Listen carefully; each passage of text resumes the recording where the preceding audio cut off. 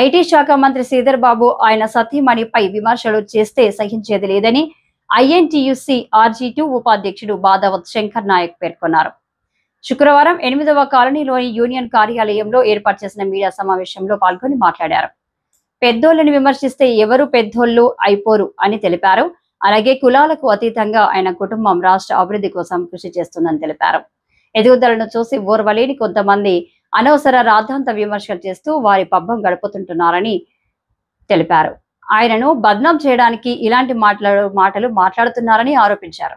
శ్రీధర్ బాబు కులాలకు, మతాలకు, వర్గాలకు, వర్ణాలకు అతీతమైన ప్రజల పక్షపాతి నాయకుడని తెలిపారు. ఏ పార్టీలోనైనా స్వల్ప మిత్ర వైరుధ్యాలు సహజమైనప్పటికీ కానీ కొంతమంది ప్రజల ఆదరణ నోచుకొని నాయకులమని చెప్పకు తిరిగేవారు కూడా మా పార్టీ అంతర్గత విషయాల్లో తలదూర్చడం ఏ రాజకీయ నీతో స్పష్టం చేయాలని తెలిపారు. కాగా కొంతమంది అక్కడక్కడ శ్రీధర్ బాబు సతీమణిపై తప్పుడు విమర్శలు చేస్తున్నారని, ఆమె భారతదేశ బ్యూరోక్రాట్స్ చరిత్రలోనే అత్యంత వివాదరహితురాలుగా ప్రతి ఒక్కరి ఆదర అభిమానాలు మన్ననలు పొందిన గొప్ప నిస్వార్థ మానవతా మూర్తి అని వివరించారు. కాగా రాజకీయంగా ఎదుర్కోవాలి అంటే శ్రీధర్ బాబుతో తలపడండి, అంతేకాని లేనిపోని విమర్శలు చేస్తే తాము చూస్తూ ఊరుకోమని హెచ్చరికలు. వివిధ ఏరియాల నుంచి కొందరు వివిధ సంఘాల పేరుతోని అనుచిత వాక్యాలు చేసుకుంటూ ఇలా లేనిపోని అభావాలను కల్పించుకుంటూ మరి కొందరు మెప్పు పొందటానికైతే కొందరేమో దాన్ని వీళ్ళ మధ్యలో ఉన్న దాంట్లో చిచ్చు పెట్టాలనేటువంటి ఆలోచనతో వేరే పార్టీలు ఈరోజు మంతని ముద్దు బిడ్డ అయినటువంటి దుద్దిల్ల శ్రీధర్ బాబు గారి మీద లేనిపోని అభండాలు వేసి ఒక రకంగా బద్నాం చేయాలనేటువంటి ఆలోచనతో కొందరు చేస్తూ ఉన్నారు. శ్రీధర్ బాబు కుటుంబం అనేది ఎవలకు వ్యతిరేకం కాదు, దళిత వ్యతిరేకి అని ఒకరు, కాళ్ళు మొక్కించుకుంటాడని ఒకరు, కాళ్ళు మొక్కించుకునే సంస్కృతి వాళ్ళకు లేదు. ఎందుకనంటే గత 35 సంవత్సరాల నుంచి గత శ్రీపాదరావు గారి దగ్గరికి వెళ్ళి చూస్తూ ఉన్నాం. బడుగు బలహీన వర్గాల ఆశా జ్యోతి వారు. మంతని కాన్స్టిట్యున్సీ అంటే ఒక మారుమూల ప్రాంతం, వెనుకబడ్డ ప్రాంతంలో సేవ చేసుకుంటూ అజాత శత్రువు అయినప్పటికీ కూడా వాళ్ళ కుటుంబం, శ్రీధర్ బాబు కుటుంబం వాళ్ళ తండ్రిని శ్రీపాదరావుని కోల్పోవడం జరిగింది. అట్లాంటి కుటుంబం మీద వేరే రకంగా వేరే విధంగా మాట్లాడడం సమంజసం కాదు.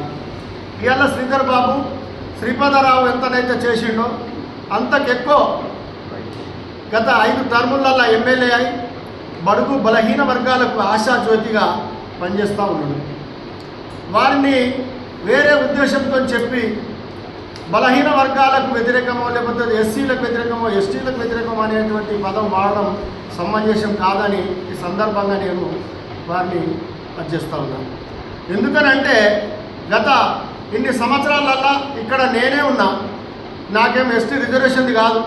నాకు యూత్ కాంగ్రెస్ ప్రెసిడెంట్ ఇచ్చిండు శ్రీపాదరావు, శ్రీధర్ బాబు పార్టీ ప్రెసిడెంట్ ఇచ్చిండు.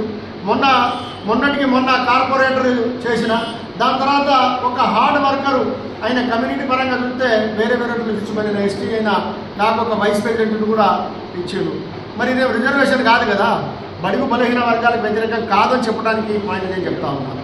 ఇవాళ ప్రతి ఒక్కరు వారి ఇంటి దగ్గర కావచ్చు, ఎక్కడన్నా కావచ్చు, బలహీన వర్గాల కుటుంబాలే వారి దగ్గర ఉంటాయి, వారికి సేవ చేస్తూ ఉన్నాడు.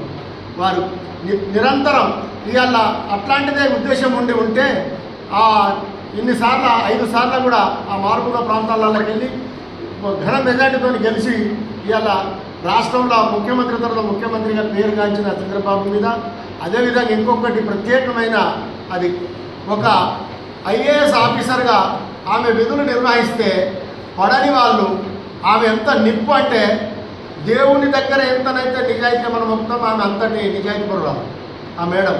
ఎందుకంటే ఆమె పెళ్లి కాకముందు నుంచి మేము ఉన్నాం, పెళ్లి కూడా మేము మా ఆధ్వర్యంలో జరిగింది మేడం కూడా. అట్లాంటి మేడం ఎవ్వరి రాజకీయమే, నా ఉద్యోగం అని చేస్తూ ఉంటుంది ఆమె. ఆ మేడంను కూడా కొందరు పడక నచ్చక వీళ్ళ కుటుంబం ఇంత లెవెల్లో ఉండి కూడా ఎక్కడ కూడా ఏమైతలేరు అనేటువంటి ఆరోపణలు చేసే వేరే పార్టీ నాయకులకు మేము ఒకటే హెచ్చరిస్తూ ఉన్నాం. మీరు చేతనైతే పని చేయరు, లేకపోతే చెయ్యని అని. అంతేగాని వ్యక్తిగత ఆరోపణలు, మీ వ్యక్తిగత మెప్పులు పొందడానికి ఏదో కాన్సెన్స్ మీద మాకు ఏదైనా పట్టత్తదంటే ఇంకా ఉన్నది పోతుంది. మీకు గతంలో పోయింది, ఉన్నది కూడా పోతుంది.